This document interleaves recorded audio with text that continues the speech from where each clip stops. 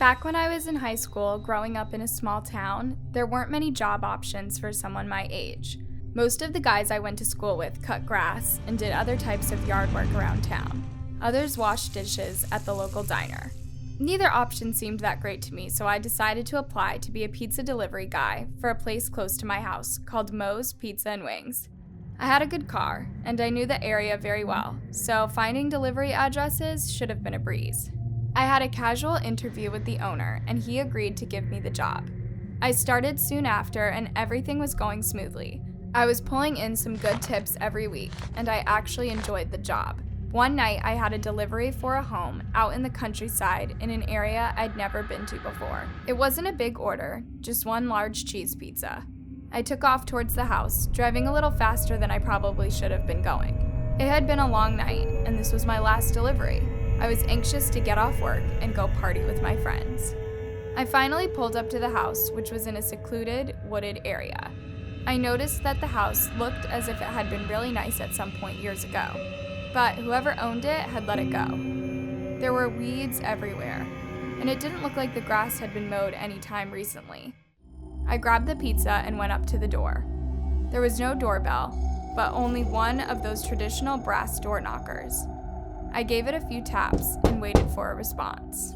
The second the door opened, I was hit with an overpowering, disgusting smell. It just about knocked me to my feet. The only way I can describe it is as if something was rotting.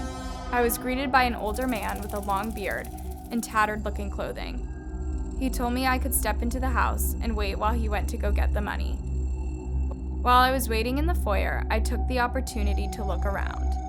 There was nice, old-fashioned furniture, but the house was in desperate need of a good clean. I felt bad for the older man, wondering if he wasn't able to keep up with the housework due to his age. All of a sudden, I noticed something strange in the living room. On the couch, there was a long object covered over by a blanket. Something about it gave me a bad feeling. Reluctantly, I took a few steps closer, only to realize that the smell was getting worse the nearer I got. "My wife loves pizza," said the older man, who startled me by coming up behind me. I didn't respond, but only took the money and walked quickly back to my vehicle, a shiver running down my spine. Once I got back to the restaurant, I told my boss about what happened, and he called the police. We later found out on the news that the man's wife had passed away from natural causes months earlier, but he had never reported her death and was simply acting as if she was still alive. Whenever I think of this story, I still feel the same sense of dread I felt that day. One of my favorite places to grab lunch in my town used to be this place called Alexander's Pizza. It was great pizza and very affordable, so it was perfect for someone in their teens like me. The wait staff was mostly teens and young adults. I even went to school with some of them. Everyone was very friendly with the exception of Alexander, the owner. He was an older man who was kind of grouchy and gave everyone a bit of a creepy vibe. He had been known to stand in the back and stare at some of the younger girls and women that came into the restaurant. Luckily, I never had to interact with him myself. One Friday night, some of my friends and I decided we wanted to have a girls' night at my house. My parents were away on business, and we would have the whole house to ourselves. We wanted to watch some rom-coms, eat some junk food, and just hang out. By the time the evening came around, we were all getting hungry, but we were already in our pajamas, and none of us felt like going out to get dinner. We decided to just do the convenient thing and have a couple of pizzas delivered. I dialed up Alexander's, my phone on speaker so my friends could order too. I was expecting to hear the voice of my friend Joey, who usually ran the phone at the restaurant. Instead, the person on the other end had a deep, gruff voice. I started out by giving him my name and address, and then told him we wanted 2 large pizzas, pepperoni on one and mushroom on the other. He took down the information, and I handed the phone to my friend Kelly, who was going to order some mozzarella sticks and other snacks. Just as she was about to speak, we realized the line was silent and that the person had hung up. We just brushed it off, assuming the employee had probably just thought we were done ordering and the 2 pizzas would be more than enough for our whole group anyway. We started our movie, and before long had almost forgotten about the odd call. About 15 minutes later, I heard a knock at the door. "The pizza's here," I told my friends who barely looked up from the movie. I grabbed my wallet and headed to the door. When I opened it, I was surprised to see Alexander standing there, our pizzas in his hand. It wasn't typical for him to do deliveries, but maybe some of his drivers had called in sick and he was short-staffed. As I dug around in my wallet to pick out the right bills, I noticed him glancing into the living room at my friends and interests. "Where are your parents?" he asked me. Something in my gut told me to lie. "Oh, they are upstairs watching a movie," I said, as casually as I could. I then handed him the money and shut the door, being extra careful to lock it behind me. I brought the pizza over to my friends and we went back to the movie.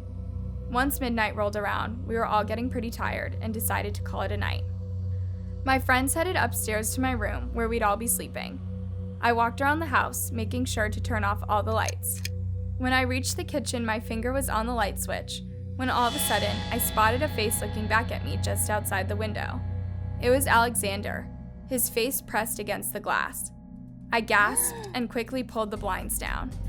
I raced upstairs to tell my friends what had happened.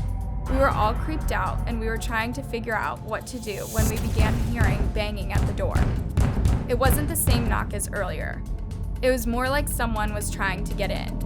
After a few minutes, the knocking stopped. The next thing I heard was taps on the window. I glanced down and saw Alexander throwing rocks up at the window. At this point, we were beginning to panic, so I called 911. The dispatcher told me they were sending officers out right away. When the officers arrived, they searched the property, but couldn't find anyone. It's been 2 weeks, and Alexander is still missing. I was a pizza delivery driver for a few years in high school. It was a great, fun way to make some extra cash, and people are almost always very generous with their tips. One chilly fall night, I had a delivery that was supposed to go to a house in a little bit of a sketchy part of town. Since I was a pretty small girl, my boss wanted me to pass the delivery off to one of the guys on our team, but I didn't want to miss out on making money, so I convinced him to let me go. I took off towards the house, only the tiniest bit of nervousness in my stomach. It was an area with a lot of crime, so I made sure to pull my pepper spray out of my glove box and slide it into my purse. I found the house without any problem, but was confused when I noticed that there weren't any lights on and it didn't look like anyone was home. I approached the door, double-checking the pizza box to make sure I was at the right place. Just then, 2 men approached me, each one coming from a different side of the house. They were tough-looking, with bulging muscles and black baseball caps. I immediately knew that the men wanted a lot more than just pizza. "We want your wallet," one man told me, while the other stared me down. Since I'd been collecting tips all night, I had a pretty big wad of cash on me. I couldn't see any weapons on them, but even without them, I was still no match for them. I knew the safest decision would probably have been to just throw my wallet down and run for my life. But all I could think about was how hard I'd been working to save money up for college, and there was no way I was just going to give any of it away.